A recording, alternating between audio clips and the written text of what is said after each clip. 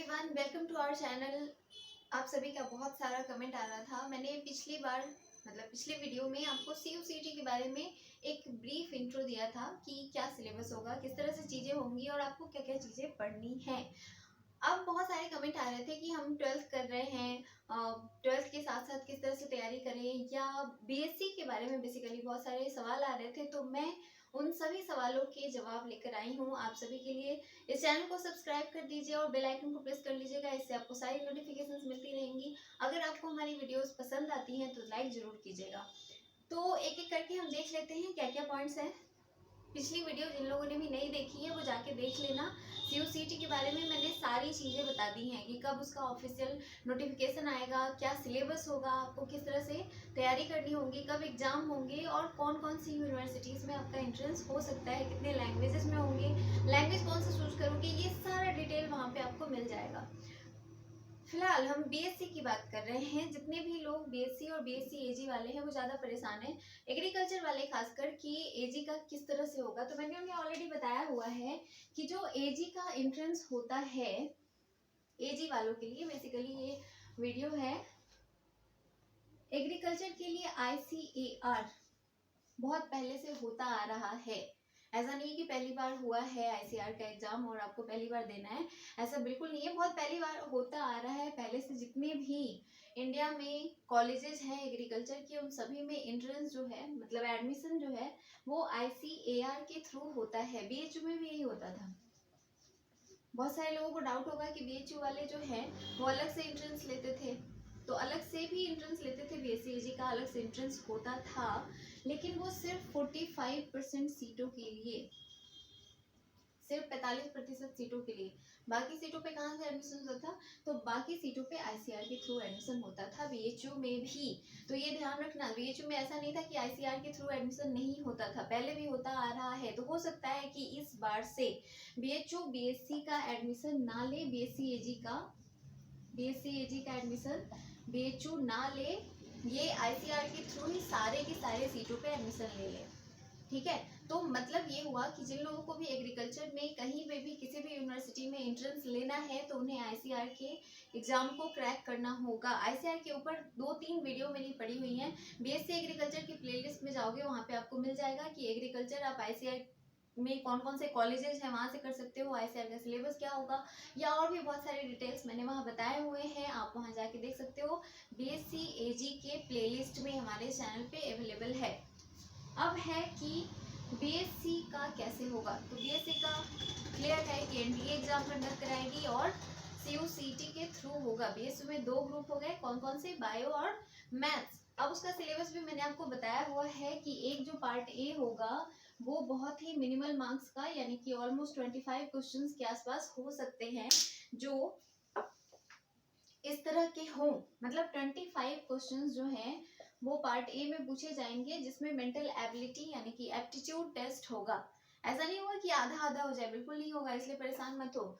बहुत ही minimal marks का, मतलब ये जस्ट क्वालिफाइंग होगा, ये एक क्वालिफाइंग होगा। एग्रीकल्चर में भी आप देखते होंगे, उसमें भी इसी तरह से रहता है, एप्टीट्यूड पूछा जाता है और वो बस क्वालिफाइंग होता है। तो इसमें भी बिल्कुल वैसा ही होगा, इसलिए परेशान नहीं होना है।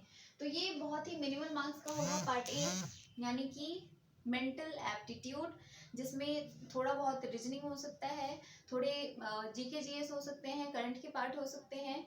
ये मैंने पिछले वीडियो में बताया है, आप वहाँ देख सकते हो। पार्ट बी जो होगा उसमें आपको अच्छे से तैयारी करनी है पार्ट बी की, यानी कि फिजिक्स, केमिस्ट्री, मैथ्स या फिर बायो, आपका जो भी सब्जेक्ट है उसकी तैयारी करनी है। हो सकता है कि सिर्फ 100 क्वेश्चंस का ही एग्जाम हो, जिसमें 25 क्वेश्चन का पार्ट ए हो और बाकी 75 क्वेश्चंस में ये 3 पार्ट डिवाइडेड हो, यानी कि 25 25 25। अब 12th वाले ज़्यादा परेशान थे कि हम 12th की तैयारी कर रहे हैं तो हम किस तरह से एंट्रेंस की भी तैयारी करें, जबकि हमें सिलेबस के बारे में बहुत कुछ नहीं पता है। तो अब आपको सिलेबस आई होप कि एक आइडिया मिल गया है आपको किस तरह से तैयारी करनी है। अब देखो, अब 12th के साथ साथ कैसे तैयारी करें, ये एक बहुत बड़ा मुद्दा होता है, क्योंकि हमें 12th के बहुत ज़्यादा प्रेशर होता है हमारे ऊपर, बहुत अच्छे मार्क्स लाने हैं, अच्छा करना है और भी बहुत सारी चीज़ें होती हैं। तो बेसिकली 12th के साथ साथ, क्योंकि 12th में आप फिजिक्स, केमिस्ट्री, बायो या फिर मैथ्स जो भी है आपका, वो तीनों काफ़ी अच्छे तरीके से पढ़ रहे होते हो। ठीक है।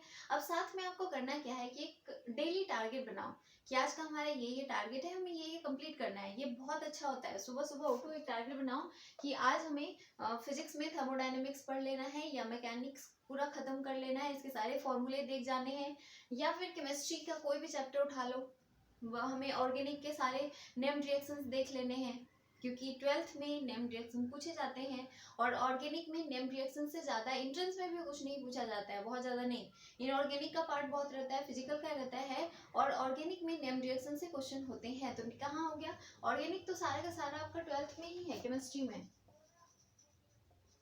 केमिस्ट्री के लिए परेशान नहीं होना है, क्योंकि केमिस्ट्री का सारा ऑर्गेनिक एक अलग बुक ही है, और वो बुक बहुत इंपॉर्टेंट है। यानी कि एक हाइड्रोकार्बन चैप्टर जो है वो आपका अलग से ऐड हो जाएगा। हाइड्रोकार्बन वाला चैप्टर जो कि 11th में है वो आपको पढ़ना है। बाकी जितने भी ऑर्गेनिक के पार्ट्स हैं वो सारे के सारे 12th में है, पूरा पढ़िएगा। Polymers, biomolecules, chemistry in everyday life, both भी काफ़ी इंपॉर्टेंट होता है। तो ये पूरा पार्ट हो गया। प्लस इनऑर्गेनिक के लिए आपको पढ़नी पड़ेगी 11th की बुक, यानी कि 11th का इनऑर्गेनिक वाला पार्ट देखना पड़ेगा। उसमें भी केमिकल बॉन्डिंग ज़्यादा इंपॉर्टेंट है। केमिकल बॉन्डिंग से ज़्यादा क्वेश्चन पूछे जाते हैं हमेशा, किसी भी एग्जाम में। कोई भी एग्जाम ले लो, नीट हो जाए, एग्री का एग्जाम हो जाए, बीएचओ का एंट्रेंस होता था, किसी भी एग्जाम में केमिकल बॉन्डिंग एक बहुत ही बड़ा रोल प्ले करता है। इसके 5 से 7 क्वेश्चन हमेशा रहते हैं केमिकल बॉन्डिंग के। कौन कौन से चैप्टर इंपॉर्टेंट होंगे सीयूसीटी के लिए, अगर आप कमेंट करोगे तो हम अलग से इसके लिए वीडियो लेकर आएंगे कि बायो में, फिजिक्स में, केमिस्ट्री में और मैथ्स में, सभी में कौन कौन सा चैप्टर जो है वो सबसे ज़्यादा इंपॉर्टेंट होगा आपके एग्जाम पॉइंट ऑफ व्यू से, और आपको वो करना है। तो आप 12th के साथ साथ भी सारी तैयारियां कर सकते हो, इसमें कोई बहुत बड़ा रॉकेट साइंस नहीं है जो नहीं हो सकता है। हमने भी की थी और आप भी कर सकते हो। ठीक है, बस चीज़ें आपको फॉलो करनी है। मेंटल एप्टीट्यूड के लिए परेशान नहीं होना है। और जो लोग भी तैयारी करना चाहते हैं, हम बीए वालों के लिए बता देते हैं। बेसिकली बीए वाले बच्चों के लिए हम फ्री ऑफ कॉस्ट इस चैनल पे, मैंने बोले कुछ भी कहीं पे भी पे नहीं करना है, उनकी तैयारी हम पूरी कराएंगे। करंट अफेयर्स हम जल्दी लेकर आएंगे, और डेली या वीकली हम करंट अफेयर्स आपके लिए लेकर आएंगे, जो आपके लिए काफ़ी बेनिफिशियल होगा। और भी जिस चीज़ों की आपकी ज़रूरत होगी। हाँ, जो बीएससी के बच्चे हैं, बीएससी एग्रीकल्चर, और मैं बता दूं बीए, एलएलबी, एमएसडब्ल्यू, इन सब के लिए हम पेड कोर्स चला रहे हैं। जिनको भी हमारे पेड कोर्स में एडमिशन लेना है, रजिस्ट्रेशन करा सकते हैं 7052529525। ये हमारा नंबर है, इस पे आप मैसेज करके डिटेल ले सकते हो कोर्स के बारे में कि आपको किस चीज़ की तैयारी करनी है और उसकी फ़ी कितनी है वगैरह वगैरह। वहाँ पे सब कुछ डिटेल में आपको बता दिया जाएगा। हाँ, बीए के लिए मैं स्पेशली बता रही हूँ, ये एक अनाउंसमेंट ही समझ लो हमारी तरफ से कि उसके लिए आपको कुछ भी पे करने की ज़रूरत नहीं है। हम फ्री ऑफ कॉस्ट यहाँ पे आपकी तैयारी कराएंगे बीए के जो भी कोर्सेज हैं, क्योंकि बीए वाला तो है ही सारा। तो हमारे चैनल को सब्सक्राइब कर लीजिए और बेल आइकन को प्रेस कर लीजिए, आपको सारी नोटिफिकेशंस मिल जाएंगी। और 12th वाले बच्चे जो बीएससी या बीएससी एजी वाले हैं, अगर उन्हें और कोई डाउट है तो प्लीज़ कमेंट करके ज़रूर बताइएगा। मैं अगली वीडियो में कोशिश करूँगी कि सारे डाउट क्लियर कर दिए जाएँ। Thank you for watching.